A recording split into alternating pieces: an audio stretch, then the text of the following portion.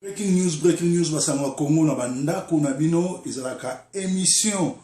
ya mosalenganisi mopalanganisi ya sango malamu le messager de la bonne nouvelle Salomon proverbe 30 Didier Forme André qui ya mongalema na Manchester.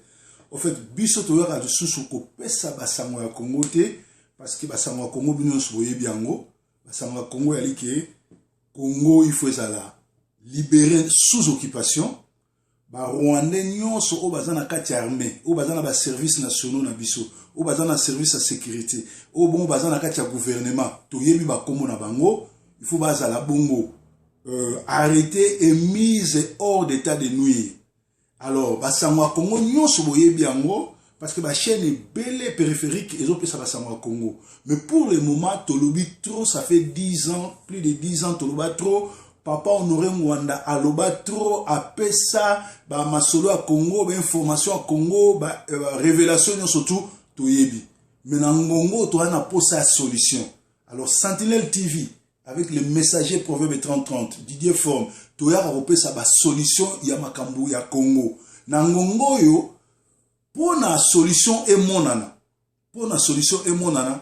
Félix Tshisekedi oyo azali seul espoir à part Jésus-Christ. Espoir na biso pa ya Tshisekedi po azali congolais pe azamona Tshisekedi et loko ni Tshisekedi faut ça parce que Tshisekedi amoni bien que ayebi yango bien que Kabila les Rwandais les criminels rwandais mutu azali bongo ko tiaye bakal mutu alingi ye a échoué azwaki kamere o biso na libanda mboka ba combattant to bengana kamere to linga ete na Londres to bendi Félix Matoyi abengana kamere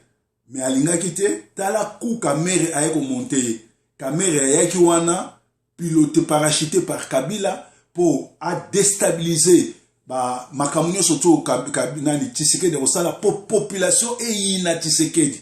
entre-temps ba kotisi batna bango na ba internet baba ndako kumisa Kabila baba ndako sala ki batu ba linga Kabila batindiki mwasi ya Kabila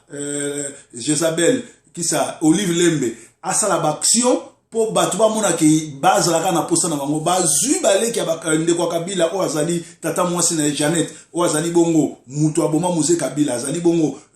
rwandaise azape moko police azabongo soldat na armée rwandaise aya bongo na occupation batini ki bango bazala tout le temps na visibilité ba pesaka ba don ba ko se permettre koloba ba comme si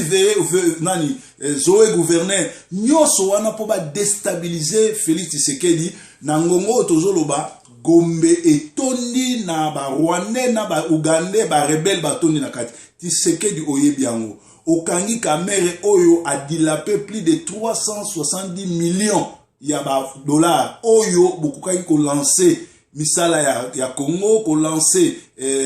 nini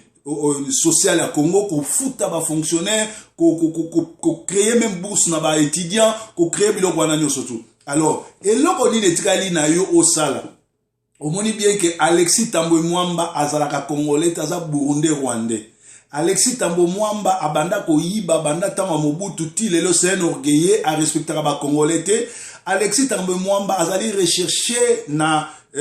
tribunal international ikola ba crime asala oya bomisa bato oya yiba kim banda kokanga Alexis Tambo Mwamba dissoudre ensemble zua mabundu kanga ye po yiba le razaka ministre kanga Kabila banda kokanga bato wana nyoso tu okomona autorité de l'état et ko salama pe okomona ke population oyo ba sepeli déjà na action oyo sali ya kokangisa kamere ba kozongela yo donc toza sous na tango ko pesa ba songa Congo te mais to komi na tango ko pesa ba solution pour to s'en sortir na bourbe oyo Kabila tieyo oyebi yango bien que Kabila azana ba mercenaires rwandais na kati ya Kinshasa azo alimenter ni mwana nsemi atia trouble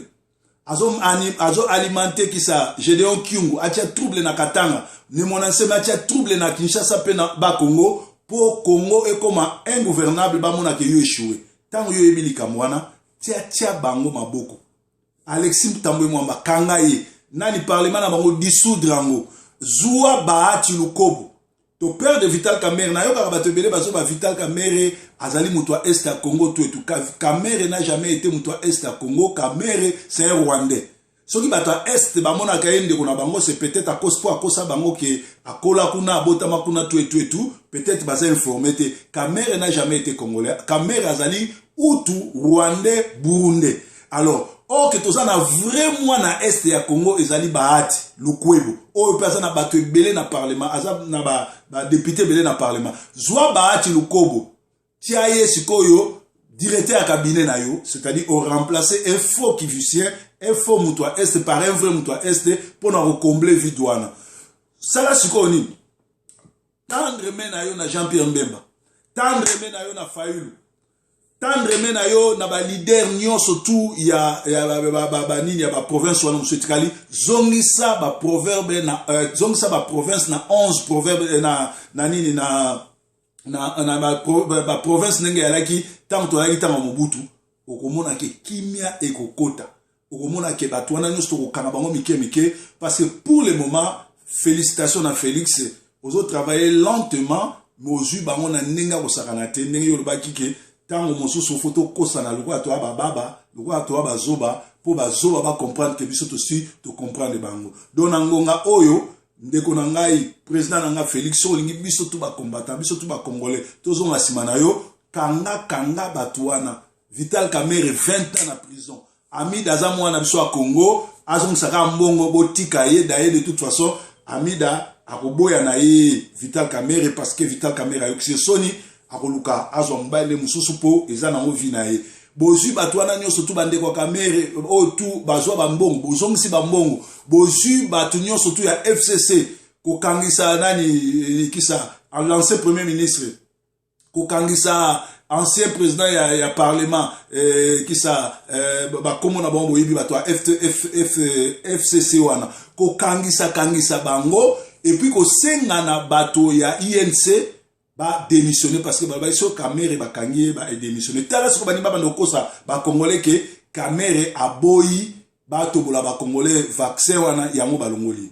et pourtant Kamerhe a dilapé a escroqué, a détourné, a yibi mbongo. Alors, biloko wana surtout pour qu'il bien dissoudre le parlement. Kangi Selabiso, Alexis Tambwe Mwamba, ou un criminel de grand chemin, recherché par la communauté internationale, Mabundu également, Kangi Labiso Susunani, qui ça, ou un dossier, il y a 200 millions qui ça, Moutou, il y a Yuma, Alexis Yuma, Kanga Etienne Maboko, Kangi Labiso, kisa matata mponyo kangela nga batu wana no kabila na kabila ye moko na zowe na batu na bango tia bango na boloko wando samba ekozala kitoko pe autorité de l'état ekozonga légitimité ekozonga ba police na biso armée na biso ba kanga ba rwandais nyonso baza na kati ya ba institution ba ruberwa ba kombo na bango nyonso boyebi ba kombo wana nyonso tubo kanga bango sont pas des Congolais, ce sont des criminels rwandais qui sont venus pour piller, voler, nuire aux Congolais et massacrer les Congolais. Kangela biso Gédéon, kangela biso le mwana semina groupe na nyonso to bazo boma bat na ba Congo okomona kimia ekozonga pe Congo ekozonga kimia. To sepeli na nyonso ndezo kende ba les ana kana yo oyebelo ko ni okosala po ete ordre zonga pote ba respecter yo. Nzambe amona yo nzamba batela Congo izaki bongo André qui a Manchester na England les messagers de la bonne nouvelle Proverbe 30-30 Dibota Songo Didier Forme Alatakala baba for now Yesu Ndenkolo Yesu Mokonzi.